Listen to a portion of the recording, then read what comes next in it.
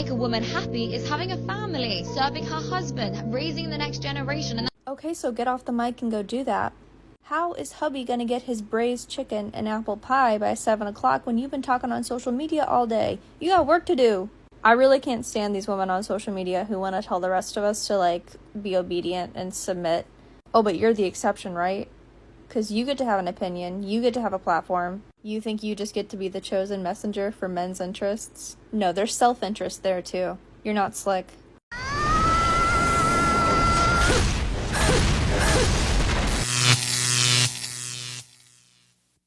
Welcome, brothers. In today's video, I want to showcase the opinions of the modern woman and a single mother who refuses to accept her reality of hitting the wall. But before we continue, don't forget to like the video, subscribe to the channel, and share your comments with your experiences. This helps the content reach more men who may need it. So, without further ado, let's begin. The thing. Anytime a conservative criticizes something that they see on social media, like any number of these crazy trans teachers that are trying to groom your children, you always have people saying, oh, well, what about live and let live? They're just minding their own business. Why can't you let someone be happy? But we know that the left doesn't actually mean that, because anytime someone even remotely traditional or conservative does the same, case in point these trad wives, they are attacked. And there's not many leftists saying, hang on, why don't we just live and let live with these ladies? They're not doing anything wrong. In fact, quite the opposite. We actually have hit pieces on trad wives that are asserting they're spreading far-right propaganda. I'm not even kidding. We have this from the New York Post. TikTok's viral trad wife trend accused of romanticizing an era where sexism and racism ruled. That's right. Ladies, if you have a blog or you make TikTok videos talking about how you like to cook and these are different recipes, and your husband, he's the one who goes outside of the home for work, so you can spend more of your time just focusing on, things like your children or the housekeeping. Did you know you're actually spreading racism? Brothers, nowadays we live in a society where, if you don't say what a minority wants to hear, you're an oppressor because, of course, you don't follow the marked agenda to tell a few that their life is wonderful. The problem lies in that when a woman, in this case, traditional, shows the beautiful side of her day-to-day life or the positive aspects of being a stay-at-home woman, we have to criticize her.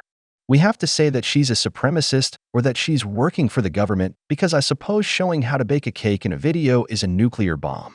But like young boys who bother a girl they like, that's how the modern woman gets upset when she sees a traditional woman.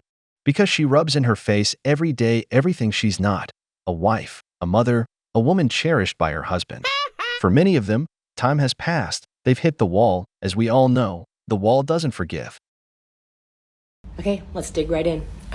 So I don't usually bring my personal life into this page, but I think that this comment, and many by men, it would merit this. So I got married at 23 and I had 3 children, willingly and wanting to. And if you ever are a mother, I would tell you that I love my children more than I love myself. It makes me cry. But so I was married to a professional baseball player, still am. And over the years, life, I just was living and realizing that I wasn't very happy. But my dad died when I was 50. I'm 56 now. And I went on a journey of self-discovery, which is so common. And I came to the realization that I had been being quite verbally and mentally abused for most of my marriage. I didn't know what it was, and I didn't know how to verbalize it. I had a lot of shame. I realized it, and I didn't have enough confidence or understanding to actually identify it as abuse. Over the years, I knew I wanted my children to have the same father. So I stayed, and I hoped, and I hoped, and I stayed. And one day, I was done. And I left a total of 3 times. The last one was just 3 years ago. And I was finally done. I have holes in my walls in my house from before. And then that broke my husband. Then he got COVID and was in the hospital for 2 weeks. And that was his epiphany. Well, unfortunate, it took so many years for him to turn around. He knows even today that I'm not tolerating that anymore. So when you say that I'm on my high horse at this stage of my life, I feel that, yeah, I am. I've earned it. I've claimed my life back. But I wanted to keep my family unit in such a manner where it stayed intact. And now my kids come over on Sundays and we have dinners and we enjoy each other and we are a family unit. So this comment, should I have left? 1,000%, 1,000%, but I didn't. And now that my children are grown and we have this amazing, amazing family unit, which to me is the ultimate achievement as a mother, which is my decision. So my journey, whatever your judgment is, I totally get it. Every marriage in this life has highs and lows. Being with one person for over 20 years isn't easy. But that's marriage, a union of two people who decided to stay together through thick and thin. This woman has surely been through a lot, but so has her husband. Perhaps over the years, love has faded, but in illness, you see who truly cares about you. That's why things like therapy help couples. Also, personal growth for each individual can make the relationship better. If you notice, she wants to put the burden of all her happiness on her husband. Much of a person's happiness comes from within oneself. It's like the saying, if you want everything around you to change, you must first change yourself and your way of thinking. I just want a more natural way of life and existing, you know? Oh, I have an amazing sourdough starter that I have to give you the recipe for. I do so much baking. Wherever possible, I try to use holistic remedies and I grow my own herbal medication. I just don't trust the medical industrial complex with my health, you know? I just really want to get into like animal husbandry and raise my own chickens and cows. Give me a long flowing skirt, an apron, and a little cottage out in the woods, and I would be happy. You know, it's time consuming, but I love making things from scratch. Right now, I have started making my own clothing, and I'm even experimenting with making my own paper. Oh, you have a stomachache? I have the perfect blend of tea for you. Give me just a minute. Our modern work culture is just so unhealthy and unnatural. Like, I don't want to be stuck in an office all day. I want to be home doing what I love. My lover and I like to sit out on the porch at night and play music together. I'm learning the ukulele. Do you want to see my Instagram? It's mostly just pictures of baked goods and me wearing flower crowns. This one seems to belong to that green and pink hair movement. Did you know, brothers, that in those feminist marches and movements, there are plenty of women like her who hate men? They don't really go to the marches to show support. Instead, they go to pick up women. Yes, that's why they go, to find a new victim, to connect with more girls. It's like guys who go to bars or places where women gather to pick up. But she disguises it with hatred towards men because, of course, we are their competition. If you're a man who could come for the girl I want, of course, I'm going to harbor ill will towards you. I'm sure even women themselves confirm this. Women who have left the movement because of these women who use it as a tool to get dates. Just look at how she attacks the traditional woman. Of course, she'll attack her. This woman represents a movement for the traditional family, something these women detest. It's like oil and water, they'll never mix.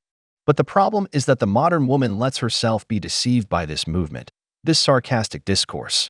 She doesn't analyze where it's leading her, not to a world of equality with men where they can ultimately be happy with a man, children, or a family, but to a world of libertinism, loneliness, or raising cats to replace them as if they were real children.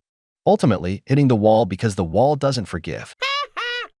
Are you a woman who is constantly feeling starved of love, attention, and affection from your husband? You tell him you need this and you want this love and attention from him. He says he's going to try to give it to you and do better, but he doesn't. He definitely doesn't do it on a consistent basis. And now you're stuck in this pattern of constantly telling him what you're wanting and needing from him and him not giving it to you consistently. Stay tuned until the end because I'm about to tell you exactly how to get the attention that you're wanting from him. Hi, I'm Kelly. I'm an RLT marriage coach, and my husband Ned and I have been working with couples and individuals for over 10 years together in our private practice. So the problem with you asking your husband for attention and affection is that you're not giving yourself the attention and the affection that you need. You're not taking care of yourself. You're not loving yourself at the level that's required for your husband to see this level of care and attention, to be able to mirror back to you this kind of care. You see, our husbands can only love us and attend to us to the level that we love and attend to ourselves as women. That's the way that it works. So if you're feeling your husband pull away from you a lot and he's not giving you the attention and the affection that you're wanting, I always tell my clients that is your cue to go inward and ask yourself, are you really taking care of yourself? Are you really taking care of your body, mind, and spirit the way you deserve? Are you loving yourself and nurturing yourself? Are you feeding yourself mentally, physically, and spiritually in healthy ways like you just really love yourself? And if the answer is no, you've got some work to do. That's the problem. And so when we detach all of that energy going into our husbands, focusing constantly on them and what they're not giving to us, and we redirect that energy back into ourselves, and we start focusing on ourselves, we start taking care of ourselves, and they don't feel our energy all in their space just suffocating them because we're focused on ourselves. What happens is they automatically start to move back towards us and mirror the level of love and care that we're giving to ourselves. It works every time. It works like a charm. So try it out. Let me know how it goes. If you need help with this in your own marriage, book a session with us today or shoot us an email, and make sure to keep following us for more content on how to master yourself and master your marriage. At least this dating coach sells a course to maintain the marriage, not to break it apart like most do. Because after a while in a relationship, couples lose some affection. This is normal in every relationship. So brother, we should never compare chapter 1 of a relationship to chapter 10. In the beginning, everything is rosy. Later, everything gets complicated, or there are other interests in the relationship. But what many women do is the first thing they do is ask for a divorce because she understands that she'll be happier without her husband, thinking all her suffering comes from him. Then they come up with the abuse narrative, claiming they were terribly mistreated and living in hell. But the strange thing is, after the man gets divorced and gets involved with another woman, he becomes happy again, has a stable life, and a relationship where the woman is happy. That's when you realize who the problem is, because these women never remarry or live from boyfriend to boyfriend, none of whom offer commitment. Worse, they end up alone, only to make their ex's life impossible. That's why I'm glad to see more movement in favor of the family. Let's talk about the things that I regret doing at my wedding, or things that I wish I had done differently. Y'all usually love when I share wedding content, and all of my wedding content is usually really positive. I never actually talked about the things from my wedding day that I would have done differently or not done at all. And I'm so thankful that I got to have a beautiful wedding at the end of the day, and that's what matters. In other news, I made a cream cheese pumpkin loaf, gluten-free. It's really good. I got mouth surgery this week, and so it hurts to eat almost anything. If you see me struggle, that's why. My biggest regret of my entire wedding day, my husband and I did not share our vows privately because nobody warned me how embarrassing it was gonna feel. Maybe this is just a me thing, but how embarrassing it was gonna feel to write the most intimate, heartfelt vows to pledge to the love of my life, and then read them in front of everyone that you know, all your closest friends and family. It was embarrassing, and I literally think about it and cringe a little bit inside, because I don't know if that's healthy or not, but I do wish that my husband and I had had some private time before our ceremony to give our vows to each other in private. I just think it would have been a lot more intimate and special, and I would have felt more meaning in what I was saying and less freaked out about all the people watching us. I wish I had instructed someone, which I'm pretty sure I did and they didn't do it, but I wish I had instructed someone to pack up some of my wedding food and a bunch of my wedding cake to take to the hotel room with my husband. Really don't have time to eat, and even if you do, you're so high on the moment, you don't want to eat a lot, but then you get back to your hotel room and you're like, I'm freaking starving, and I wish I had actually enjoyed my wedding cake and enjoyed my expensive wedding food. Another thing, I wish my husband and I had practiced our first dance a little bit more prior to our wedding, because maybe this is just a me thing, but nobody prepares you for how embarrassing it is to slow dance with a million people watching you. When you have a big audience of people watching you dance, you feel like you need to give them something more than an 8th grade slow dance. I would just say practice your first dance, maybe come up with a few simple cute moves, a dip or two, a spin, and just throw that in there. Okay, this next one might seem stupid, but I know that there are girls on this app who will care about this and not think of it.